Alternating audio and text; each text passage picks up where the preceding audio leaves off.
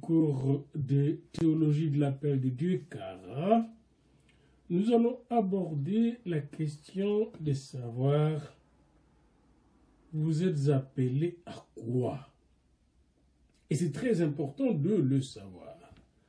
Noé savait qu'il était appelé à construire l'arche pour sauver sa famille et quelques animaux. Abraham savait qu'il était non seulement appelé à quitter son pays natal, son père, sa mère, sa culture, son royaume, pour aller vers Canaan, mais qu'il était aussi appelé à être la source de bénédiction pour toutes les nations, pour toutes les familles de la terre. Isaac était conscient qu'il était l'héritier de la bénédiction d'Abraham que Dieu avait donnée à Abraham pour toutes les familles de la terre. Et Jacob en était conscient comme Joseph. Chacun de nous doit être conscient sur c'est à quoi le Seigneur l'appelle. Jimmy Carter a suivi l'appel de Dieu d'abord comme chrétien, puis diacre, ancien de l'école du dimanche, puis président des États-Unis pendant 4 ans, et ensuite, il a conçu des maisons pour les pauvres dans le monde entier et avait fondé une fondation pour créer une fondation pour la paix dans le monde entier. Il a eu un grand impact. Il savait à quoi le Seigneur l'appelait, qu'il était l'apôtre de la paix dans sa génération. Alors, pour commencer ce cours, nous vous invitons à lire 1 Samuel 3 et 2 Romains 12. Prenez votre temps et lisez 1 Samuel 3 et Romains 12. Puis mémorisez le verset suivant dans Matthieu 4, 19, 20. Venez, suivez-moi, a dit Jésus, et je ferai de vous des pêcheurs d'hommes. Et aussitôt, ils laissèrent le filet et les suivirent. Alors, commencez donc par lire 1 Samuel 3. Le jeune Samuel était au service de l'Éternel devant Élie. La parole de l'Éternel était rare en ces temps-là. Les visions n'étaient pas fréquentes. En ce même temps, Élie, qui commençait à avoir les yeux troubles et ne pouvait plus voir, était couché à sa place. La lampe de Dieu n'était pas encore éteinte, et Samuel était couché dans le temple de l'Éternel où était l'arche de Dieu. Alors, l'Éternel appela Samuel et répondit, « Me voici. » Et il courut vers Élie et dit, « Me voici, car tu m'as appelé. » Voyez le mot « appelé » qui revient, « kara, kara ». Et Élie répondit, « Je n'ai point appelé. Retourne te coucher. » Et il alla se coucher. L'Éternel appela de nouveau Samuel, et Samuel se leva, alla vers Élie et dit, « Mais voici, car tu m'as appelé. » Et il répondit, « Je n'ai point appelé. Mon fils, retourne te coucher. » Samuel ne connaissait pas encore l'Éternel, et la parole de l'Éternel ne lui avait pas encore été révélée. L'Éternel appela de nouveau Samuel pour la 3e fois, et Samuel se leva, alla vers Élie, et dit, « Mais voici, car tu m'as appelé. » Élie comprit que c'était l'Éternel qui appelait l'enfant. Et il dit à Samuel, « Va, couche-toi, et si l'on t'appelle, tu diras, par l'Éternel, car ton serviteur écoute. » Et Samuel alla se coucher à sa place. L'Éternel vint et se présenta, et il appela comme les autres fois. Et Samuel, il appela comme les autres fois, Samuel, Samuel. Et Samuel répondit, parle, car ton serviteur écoute. Alors l'Éternel dit à Samuel, voici, je vais faire en Israël une chose qui étourdira les oreilles de quiconque entendra. En ce jour, j'accomplirai sur Élie tout ce que j'ai prononcé contre sa maison. Je commencerai et j'achèverai. Je lui ai déclaré que je vais punir sa maison à perpétuité à cause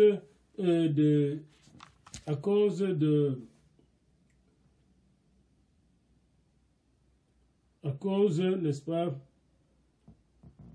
du crime dont il a connaissance et par lequel ses fils se sont rendus méprisables sans qu'il les ait réprimés.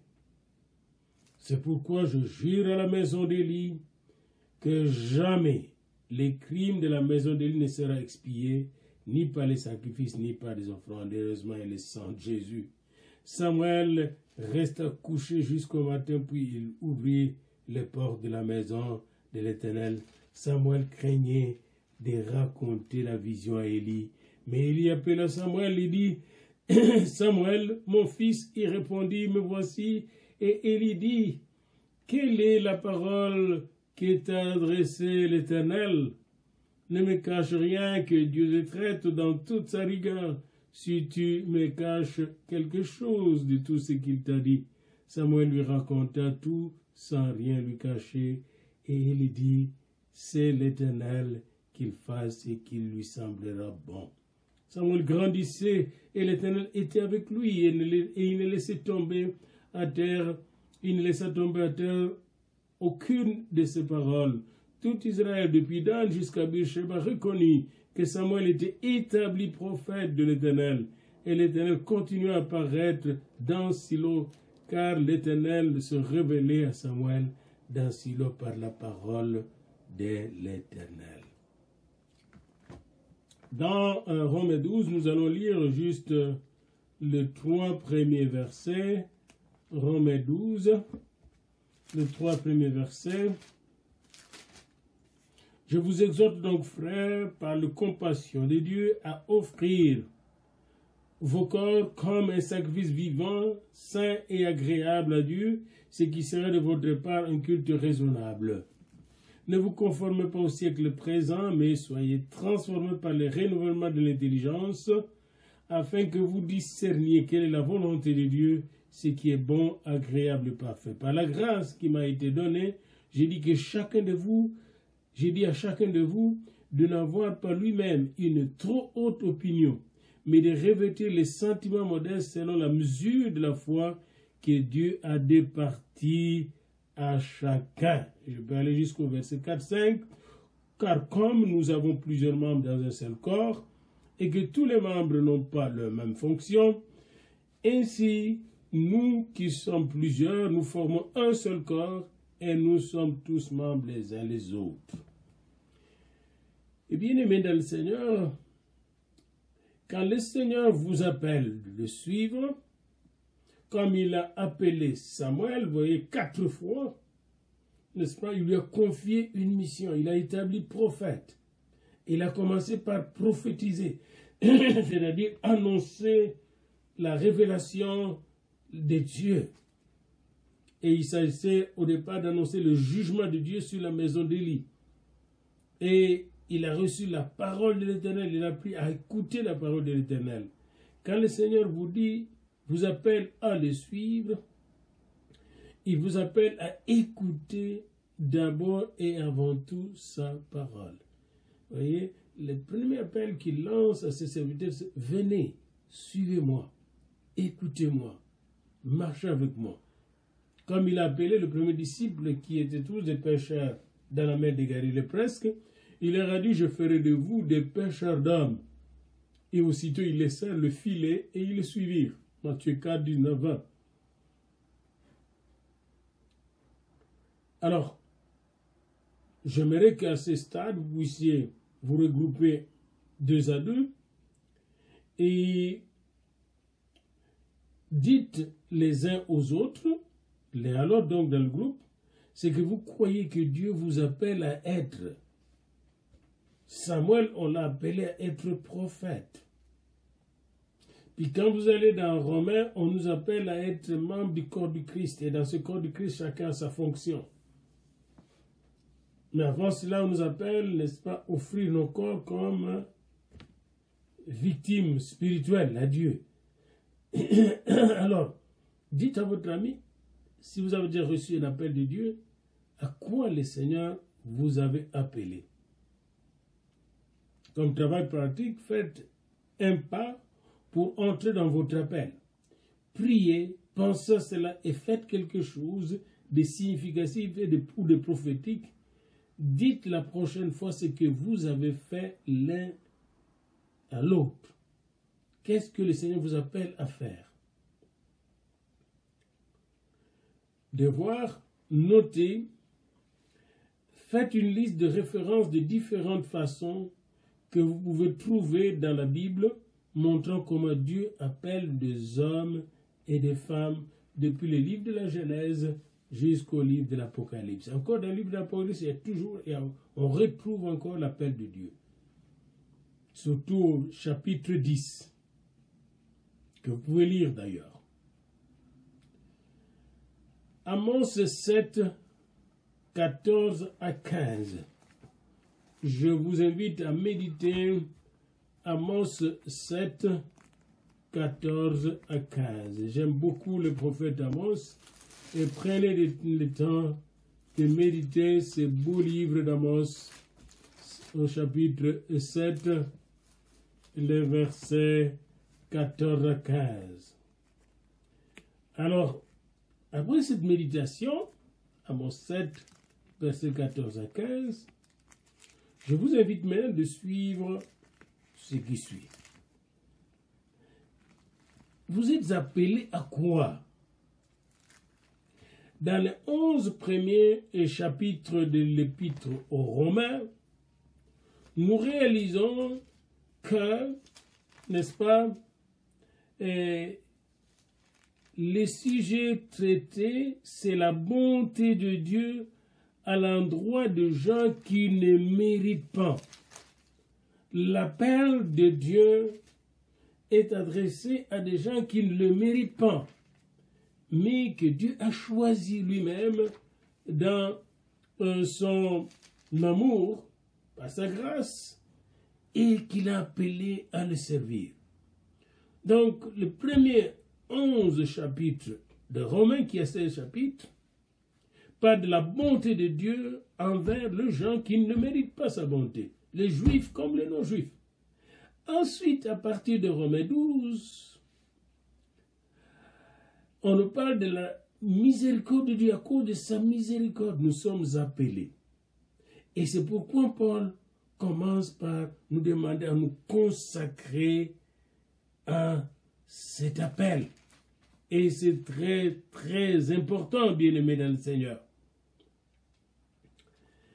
Et voici un peu ce qu'il nous demande dans le premier verset, les 3 premiers versets, ou les 2 premiers versets de Romains 12. Lui offrir, nous devons lui offrir nos corps comme sacrifice vivant, contrairement aux offrandes mortes de l'Ancien Testament. Il nous demande de nous offrir comme offrande. C'est pourquoi dans la consécration des chrétiens d'abord, quand ils deviennent chrétiens, ils meurent avec le Seigneur par les eaux de baptême, puis sortent des eaux de baptême nouvelles créatures. Et quand on consacre des diacres, des anciens comme des pasteurs, il est normal de leur montrer clairement, après un temps de jeûne, je connais un homme de Dieu qui ne consacre jamais de pasteurs sans passer de temps de jeûne et de prière, ils doivent démontrer, expérimenter qu'ils meurent avec le Seigneur et ressuscitent avec lui pour les servir, qu'ils ont offert leur corps comme un sacrifice vivant et agréable à Dieu. N'est-ce pas? Et même à ce moment-ci, nous devons commencer par le bien-aimé. Il est inutile d'avoir des théories de l'appel de Dieu sans passer par l'expérience de notre réponse à cet appel. L'écoute de l'appel implique la mort en nous-mêmes. Et si vous regardez bien le comportement de Samuel à Siloé versus le comportement des fils d'Élie qui n'étaient pas morts à eux-mêmes, vous allez déjà réaliser que Samuel était préparé depuis le ventre de sa mère, qui était une femme consacrée à Dieu. à s'offrir lui-même comme une victime spirituelle à Dieu. D'où Dieu pouvait parler à ce jeune enfant qui était totalement consacré à lui. Donc, on nous demande premièrement de nous offrir, d'offrir nos corps, parce que nos corps doivent devenir temple du Seigneur. Les offrir comme sacrifice vivant, contrairement aux offrandes de l'Ancien Testament, qui étaient des offrandes mortes, on transférait le péché sur les animaux, et puis on consacrait les animaux, et l'homme même n'était pas du tout touché par cette expérience. Deuxièmement, dans le même passage de Romains 12, 1 à 2, on nous demande de ne pas nous conformer aux manières du monde, au siècle présent, à la logique du monde, à la pensée du monde, à la manière d'agir du monde, à la manière de faire du monde, n'est-ce pas? Et je dirais même jusqu'aux religions du monde. Hein? Et troisièmement, d'être renouvelé dans notre intelligence, dans nos pensées, dans notre âme, par la parole de Dieu, d'être transformé par le renouvellement de l'intelligence qui vient de l'esprit. Et pourquoi ces trois choses? Offrir nos corps comme un sacrifice vivant et agréable à Dieu, ne pas nous conformer au monde présent, renouveler notre pensée par la parole de Dieu, être transformé par les renouvellements de l'intelligence. Pourquoi ces trois choses? Parce que quand nous le faisons, Dieu promet alors que nous connaîtrons ce qui est bon, agréable et parfait. Autrement dit, nous entendrons vraiment sa voix. Nous allons comprendre son inspiration et agir selon son inspiration. Nous marcherons comme lui marche. Voyez-vous? Alors, c'est très important d'expérimenter les deux premiers versets de Romains pour bien servir le Seigneur, pour l'écouter, hein, pour écouter son appel et exécuter cet appel. Seigneur, je t'offre sincèrement tout mon corps, tout mon être physique, charnel, je te l'offre comme un sacrifice vivant, agréable à Dieu. Je me laisse transformer par les renouvellements de l'intelligence. Je ne veux pas me conformer au siècle présent. Je me conforme au royaume de Dieu. Je suis dans le monde, mais pas du monde. Parce que tu me transformes chaque jour en Christ, de gloire en gloire. Et là, qu'est-ce qui se passe? Je commence à écouter. Je commence à écouter la voix de Dieu. Parce que nous sommes appelés à connaître. Donc nous sommes d'abord, appelés à offrir à Dieu nos corps, à nous consacrer. Ça, c'est l'appel à la consécration. Vous voyez?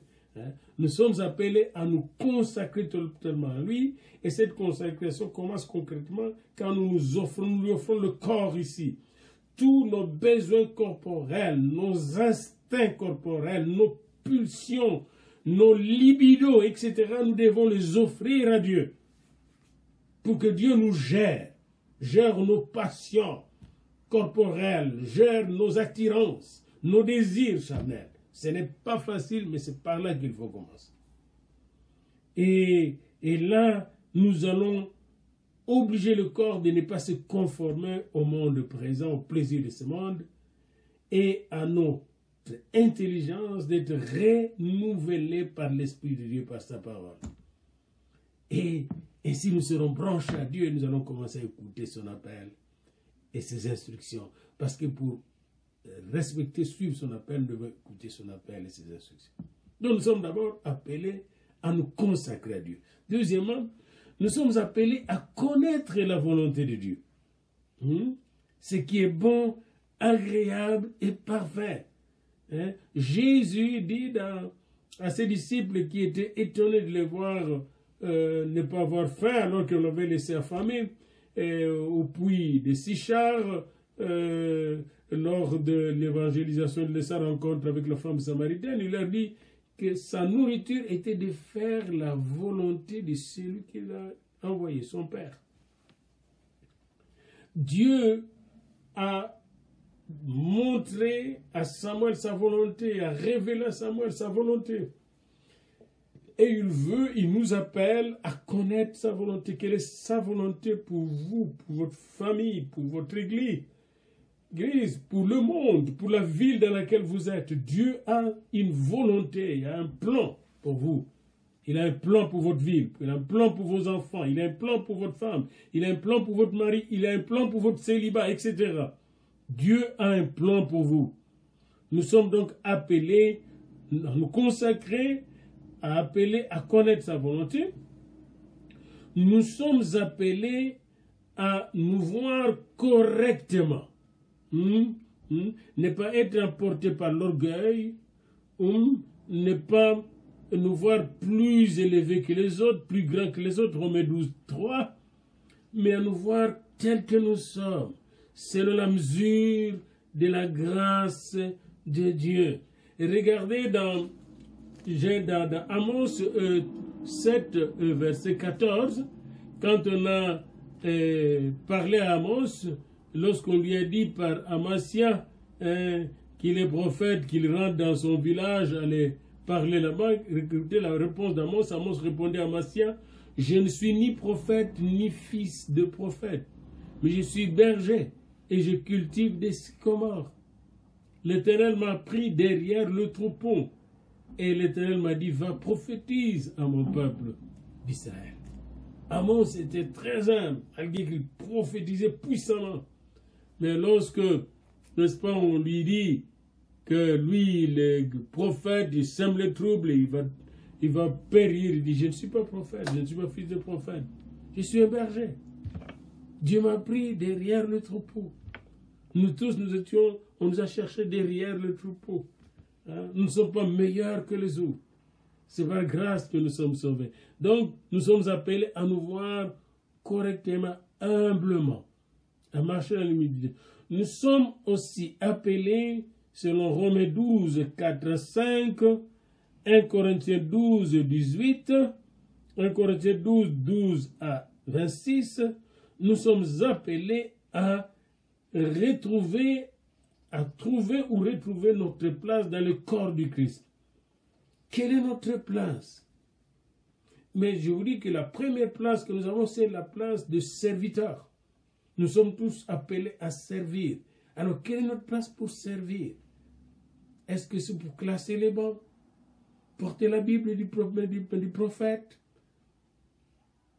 Je ne sais pas.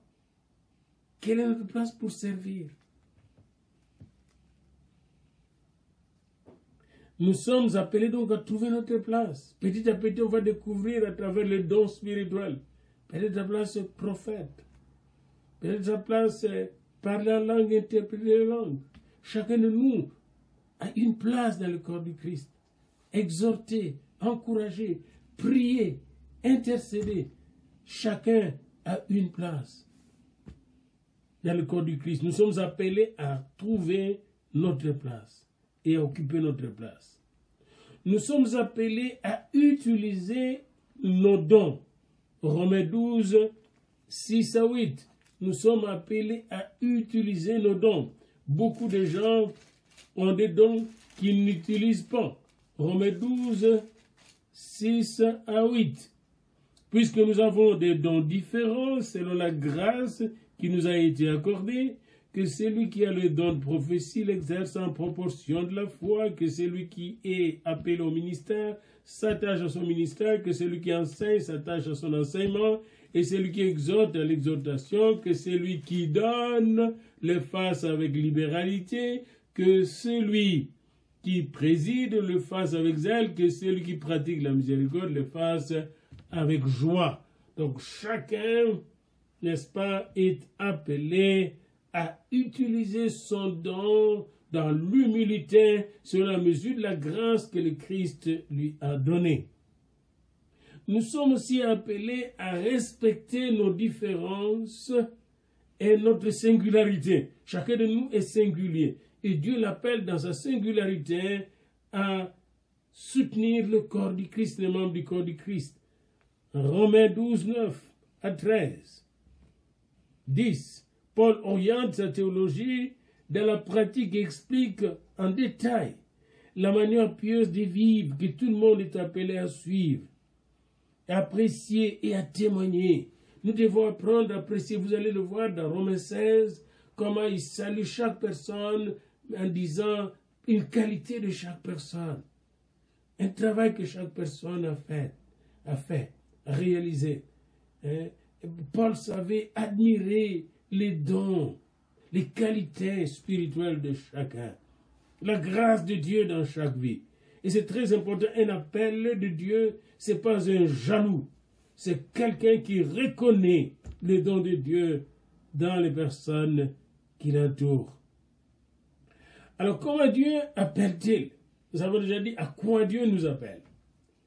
Nous verrons encore en approfondissant ce cours, n'est-ce pas? Nous verrons encore en détail des choses tout à fait concrètes concernant votre propre appel spécifiquement. Mais comment Dieu appelle-t-il? Nous avons déjà vu dans 1 Samuel 3 comment Dieu a appelé Samuel. Samuel l'a placé à Siloé, là où était l'arche de l'alliance, le tabernacle et la tente d'assignation. Malgré la corruption des fils d'Élie, Samuel était gardé par Dieu. Et une nuit, alors qu'il était là où se trouvait l'arche, la lampe de Dieu était encore allumée, n'était pas éteinte. Heureusement, la lumière de Dieu brillait encore. Le Seigneur Dieu vint lui parler. C'était l'appel de Dieu. Soulignez le nombre de fois que le mot appel, Dieu l'appelant, le mot appel, le verbe appeler se retrouve dans 1 Samuel 3. Dieu l'appela. Puis finalement, son mentor, le juge Élie, le serviteur Élie, l'aida à reconnaître la voix de Dieu. Il y a 6 principes concernant l'appel. Quand on vous pose la question, comment Dieu appelle-t-il? Il y a 6 principes. 4 pour Dieu et 2 pour vous l'appeler. Premièrement, Dieu travaille toujours dans le monde. Il travaille toujours dans le monde. Premier principe, il était dans ce monde d'Israël. Bien que corrompu, il était là. Il travaille toujours dans le monde. Deuxièmement, Dieu entretient une relation d'amour avec vous, laquelle est réelle et personnelle. On voit que Dieu était là à Siloé. Deuxièmement, qu'il entretenait une relation d'amour avec Samuel. Et même avec Élie. Troisièmement, Dieu vous parle directement par le Saint-Esprit, à travers sa parole. Ce qui est dit là-bas. Dans la prière, les circonstances, par vision, par prophétie, à travers l'Église, pour révéler ses desseins, sa personne, ses voies à son appelé. Quatrièmement, un jour Dieu vous invite à le rejoindre dans ce qu'il fait déjà dans le monde. Il a invité Samuel à le rejoindre dans ce qu'il faisait déjà en Israël, à qu'on y a prophétisé pour amener Israël à marcher dans ses voies. Dieu va vous inviter toujours à participer à son plan. Ça c'est sûr, l'appel de Dieu pour vous n'est jamais de faire ce que vous pouvez faire, ce que vous voulez faire, ou ce que vous pouvez faire, quoique bon. C'est toujours pour vous impliquer dans ce que lui fait, ce que lui poursuit. Il ne va pas vous appeler à faire ce que vous voulez faire, ou ce que vous pouvez faire. Non, il va vous appeler même à faire ce que vous ne pouvez pas faire, et vous ne voulez pas faire, mais ce que lui veut faire. Non pas ma volonté, mais ta volonté. Et par son pouvoir, ni par la puissance, ni par la force, mais par mon esprit, dit le Seigneur.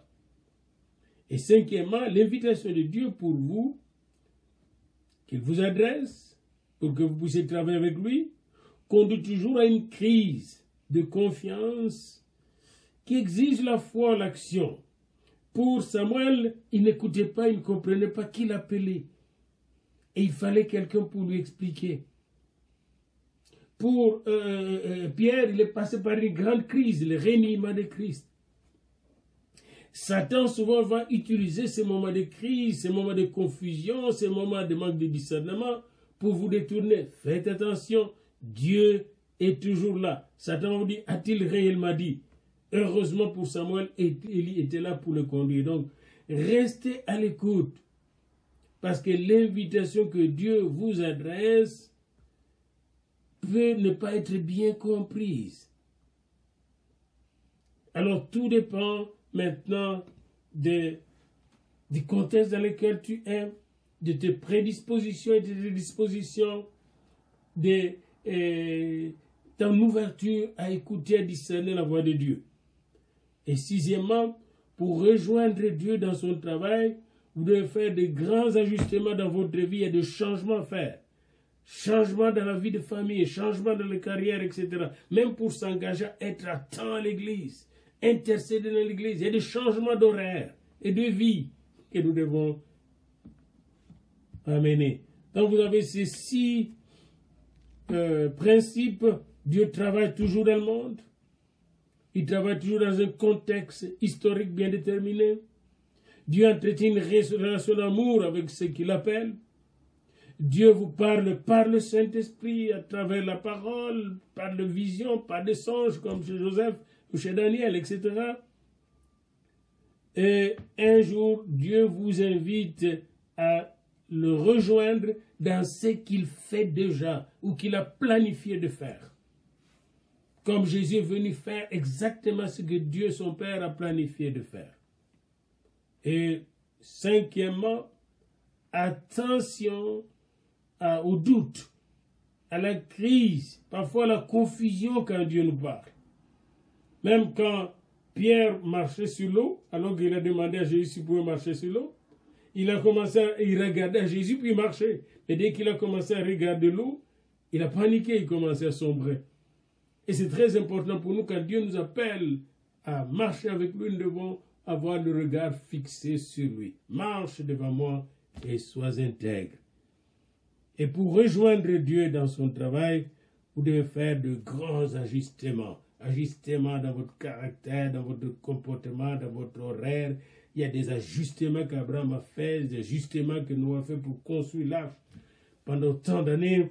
Des ajustements qu'Isaac a fait dans son foyer, dans sa famille, des ajustements que Jacob a fait, des ajustements que Joseph a fait, des ajustements que Moïse a fait pendant 80 ans pour commencer à servir et bien servir le Seigneur. Et comment cela arrive-t-il? Lisez Abraham, l'histoire d'Abraham dans Genèse, de Moïse dans Exode, de Gédéon dans le livre de Juges, de Samuel dans le livre de Samuel, de Jérémie dans le livre de Jérémie, d'Amos dans le livre d'Amos. Ils ont tous entendu la voix de Dieu. Ils ont tous entendu la voix de Dieu. Nous ne devons pas étouffer cette voix. Dieu parle encore. La parole de Dieu vient de Dieu lui-même. Et il peut vous parler directement ou à travers de ses saints serviteurs. Mais souvent, il va confirmer même l'appel de ses saints serviteurs directement avec vous-même. Josué, Saul, David, Élisée, ils étaient appelés. Et même les 7 diacres étaient appelés. Timothée aussi ont été appelés. Alors c'est très important pour nous de savoir que les 7 diacres, par exemple, ils ont entendu cet appel par l'Église de Jérusalem, qui les a mis à part, et les apôtres leur ont imposé les mains. Dieu peut vous appeler homme ou femme. Il a appelé les femmes à aller dire le témoignage de sa résurrection. Ce n'est pas des hommes. Dieu peut appeler les gens hommes ou femmes. Il a appelé Marie à devenir la mère de Jésus. Il peut appeler homme ou femme. Il a appelé Déborah à être prophète juge en Israël. Dieu appelle donc aussi les femmes.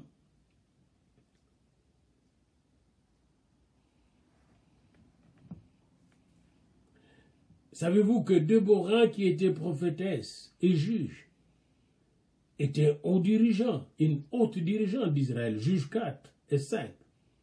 Ruth, qui était ancêtre de Jésus, a une grande position spirituelle dans la Bible, Matthieu 1, 5. Ouda a prophétisé aux prêtres et aux leaders, 2 Rois 22, 14. Esther à sauver la nation. Esther 4:7. Cette jeune reine était appelée à sauver la nation par Dieu.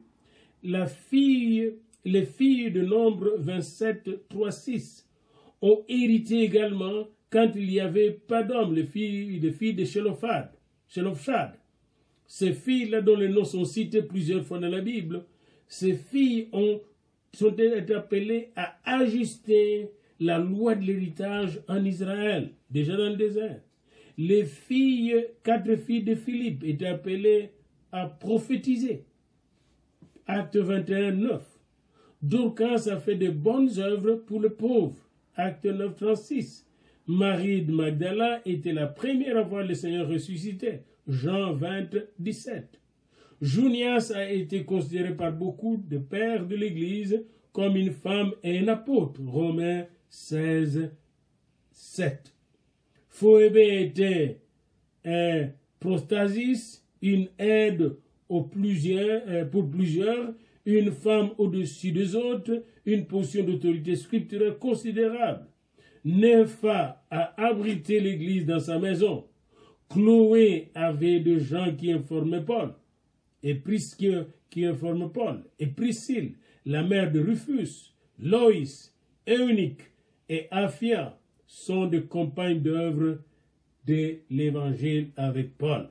Romains 16:1, Colossiens 4:15, 1 Corinthiens 1:11, 2 Timothée 1:5, Philémon 2. Je répète encore ces lectures pour voir les femmes dans la Bible qui étaient appelées à des tâches merveilleuses.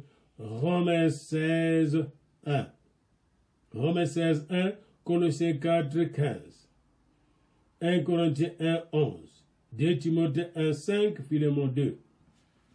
Ces gens-là que Dieu appelle, ils sont appelés à aller où? Et c'est en Arabie ou juste de l'autre côté de la route. Tout d'abord, nous ne sommes pas appelés à une place, mais à une personne. Dieu nous appelle à Jésus-Christ. Comme même dans l'Ancien Testament, il les appelle à lui d'abord. Matthieu 9:35 à 10. Il nous appelle à lui. Et c'est Jésus qui nous appelle. C'est Dieu qui nous appelle. Il nous appelle pourquoi? Parce que la moisson est grande, il y a peu d'ouvriers, toujours peu d'ouvriers. C'est lui qui nous appelle. Et c'est Jésus qui nous appelle d'abord à lui. Pourquoi? Pour nous équiper, pour nous oindre, pour nous former, pour nous transformer. L'appel est d'abord à lui. Et cet appel, c'est un appel qui nous transforme et nous transfigure. Et après nous avoir appelés, nous avoir transformés, alors Jésus nous envoie. Matthieu 10:5. Il nous envoie. Alors c'est très important pour nous de savoir que quand Dieu nous appelle, il nous appelle d'abord pour nous équiper. C'est pourquoi nous allons terminer cette leçon sur il nous appelle comment, à quoi, pourquoi. Nous allons terminer cette leçon avec Jean. L'évangile de Jean, quand Jésus-Christ va souffler sur ses disciples, Jésus les ressuscité. Venez avec moi dans Jean au chapitre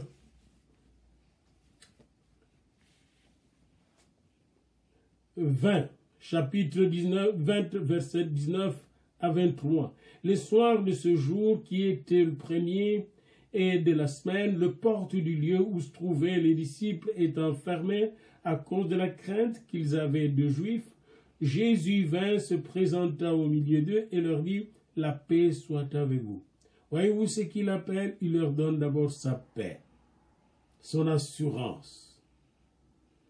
Et quand il lui dit cela, il leur montra ses mains et son côté. Jésus ne peut pas vous envoyer si vous ne connaissez pas la preuve de sa mort et de sa résurrection. Et les disciples furent dans la joie en voyant le Seigneur. Et Jésus leur dit de nouveau, « La paix soit avec vous.